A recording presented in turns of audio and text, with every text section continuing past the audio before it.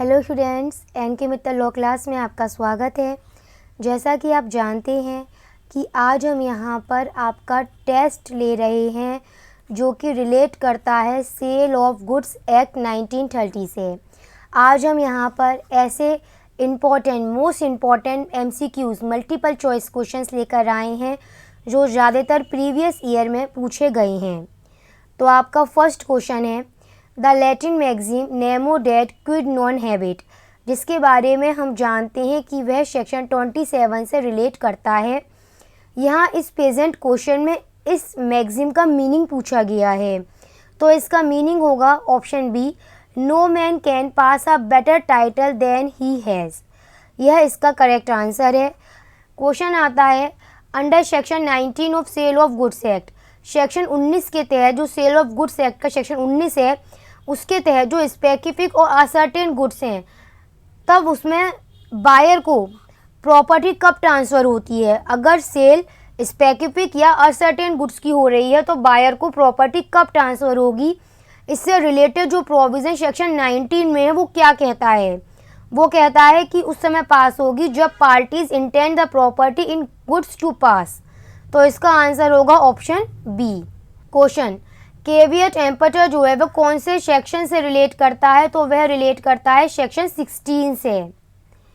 Section 12 जो है उससे रिलेटेड कौन सा प्रोविज़न बताया गया है, कंडीशन और वारंटी दोनों को ही सेक्शन 12 में डिफाइन किया गया है। सेक्शन 12 में कंडीशन और वारंटी दोनों को ही डिफाइन किया गया है। रीजनेबल प्राइस का मतलब क्या है, रीजनेबल प्राइस में क्वेश्चन ऑफ फैक्ट को हम कह सकते हैं। Reasonable price question of fact है। सेल ऑफ गुड्स एक्ट का जो सेक्शन 9 है वो किस बारे में बताता है, तो वो असर्टेन ऑफ प्राइस के बारे में बताता है। अगर मैं ऑप्शन ए की बात करूं agreement to sell at a valuation, तो ये रिलेटेड सेक्शन 10 हो गया। कंडीशन और वारंटी हम जानते हैं सेक्शन 12 हो गया। क्वेश्चन फॉर्मेलिटीज ऑफ कॉन्ट्रैक्ट, इससे रिलेटेड आपका कौन सा सेक्शन है, इससे रिलेटेड सेक्शन है आपका सेक्शन 5 है। सेक्शन 11 से रिलेटेड बात क्या है, यह stipulations as to time in a contract of sale को बताती है, क्योंकि कंडीशन और वारंटी हम अच्छी तरह से जान चुके हैं कि वह सेक्शन 12 में है। प्रॉपर्टी का क्या मीनिंग है, प्रॉपर्टी यहाँ पर रिलेट करती है सेल ऑफ गुड्स एक्ट के तहत ओनरशिप ऑफ टाइटल से, ओनरशिप या टाइटल से रिलेट करती है। अब आपके सामने क्वेश्चन है कि इंसॉल्वेंट कहाँ पर डिफाइन किया गया है। आपको एक एक ऑप्शन को देखना पड़ेगा। 2(6) के तहत फ्यूचर गुड्स है, 2(7) के तहत गुड्स है, 2(9) के तहत मर्केंटाइल एजेंट है। ऑप्शन सी जो है वो इसका करेक्ट है, क्योंकि 2(8) के तहत यहाँ पर इंसॉल्वेंट को डिफाइन किया गया है। The rule in the Latin magazine, यहाँ पूछा गया है कि nemo dat quod non habet जो है वह कौन से सेक्शन में रिलेट करता है, सेक्शन 27 है। लेकिन एक बार हमें बाकी के ऑप्शन भी देख लेने चाहिए।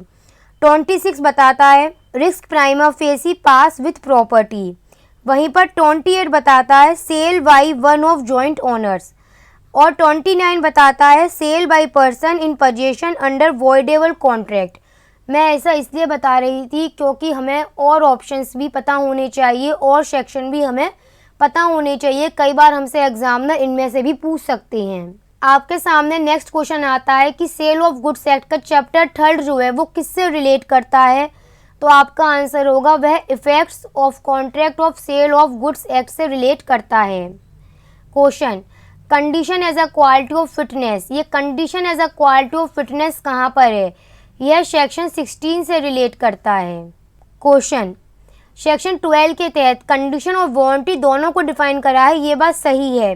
लेकिन आज हमसे जो प्रेजेंट क्वेश्चन अभी हमारे सामने है उसमें कंडीशन की डेफिनेशन पूछी है कि कंडीशन क्या है। तो पहले आपको पता होना चाहिए कि जो कंडीशन है उसे डिफाइन कहाँ पर करा गया है, उसे डिफाइन करा गया है सेक्शन 12 के सबसेक्शन 2 में, और वारंटी को डिफाइन करा गया है सेक्शन 12 के सबसेक्शन 3 में। यह जो पहली ऑप्शन ए है यह डिफाइन करती है कंडीशन को, और ऑप्शन बी जो है इसका वो डिफाइन करता है वारंटी को। लेकिन प्रेजेंट क्वेश्चन में क्या पूछा गया है, what is the meaning of condition, तो उसका आंसर होगा option A. Question section 10 of sale of goods act 1930 provides for fiction of price of goods. इससे रिलेटेड कौन सा मैटर है यहाँ पर? Option A, by the valuation of third party. यहाँ पर सेक्शन 10 में बताया गया है प्राइस फिक्स करने की बात हो रही है, पर किसके द्वारा? By the valuation of third party. Question, sale of goods act के सेक्शन 2 सबसेक्शन 10 के तहत प्राइस को डिफाइन किया गया है, और प्राइस का मीनिंग क्या है यहाँ पर? बहुत सिंपल है, यहाँ पर प्राइस में केवल मनी को ही कंसीडर किया जाता है, मनी ही यहाँ पर कंसीडरेशन के रूप में मानी जाती है। अब फिर से डेफिनेशन आ गई है, बहुत ध्यान से हमें अपनी डेफिनेशन को रीड करना है। पहले एक एक ऑप्शन देखेंगे। हमसे पूछा क्या गया है, स्पेसिफिक गुड्स कौन से सेक्शन में डिफाइन है? तो 2 सबसेक्शन 11 की अगर मैं बात करूं, उसमें प्रॉपर्टी को डिफाइन करा गया है। क्या है? प्रॉपर्टी है उसमें। 12 की अगर बात करूं तो उसमें क्वालिटी ऑफ गुड्स है। 13 में सेलर है। बचा क्या? 14 2 सबसेक्शन 14 के तहत स्पेसिफिक गुड्स को डिफाइन किया गया है। क्वेश्चन, चैप्टर 2 जो है वो किससे रिलेट करता है? Formation of contract of sale of goods act से रिलेटेड करता है चैप्टर 2। क्वेश्चन, बायर को कौन से सेक्शन में डिफाइन करा गया है? बायर को कहाँ डिफाइन किया गया है सेल ऑफ गुड्स एक्ट में? तो आपको पता होना चाहिए 2 सबसेक्शन 1 में ही डायरेक्टली बायर को डिफाइन कर दिया है। अगर बाकी के ऑप्शन देखना चाहें तो समझ लीजिए 2 सबसेक्शन 2 के अंतर्गत डिलीवरी है और 2 सबसेक्शन 3 के अंतर्गत डिलीवरेबल स्टेट है। प्रेजेंट क्वेश्चन लेकिन यह था कि बायर को कहाँ पर डिफाइन किया गया है, तो option A it is a right answer. The term property को जो है कहाँ डिफाइन किया गया है, ये बहुत ध्यान से बताना है। एक एक करके पहले ऑप्शन देख लो। 2 सबसेक्शन 9 के तहत मर्केंटाइल एजेंट आ जाता है। 2 सबसेक्शन 10 के तहत प्राइस आ जाएगा। 11 में प्रॉपर्टी आएगा। चलिए 11 में आ गया प्रॉपर्टी, और प्रेजेंट क्वेश्चन भी हमसे प्रॉपर्टी का ही पूछ रहा है। और 2 12 के तहत आएगा क्वालिटी ऑफ गुड्स आ जाएगा। क्वेश्चन, मर्केंटाइल एजेंट कहाँ पर है? अब तक तो याद हो गया होगा, इतनी बार रिवीजन में आ गया है ये क्वेश्चन। 2 सबसेक्शन 9 के अंतर्गत मर्केंटाइल एजेंट को डिफाइन किया गया है। Which of the following document is a document of title to goods?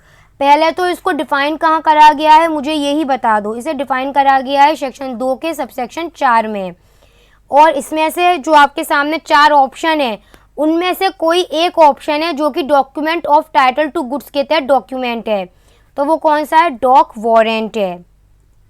Question, sale of goods act कब इन्फोर्सेबल हुआ था? बहुत ही इंपॉर्टेंट क्वेश्चन है एक ये, 1 जुलाई 1930।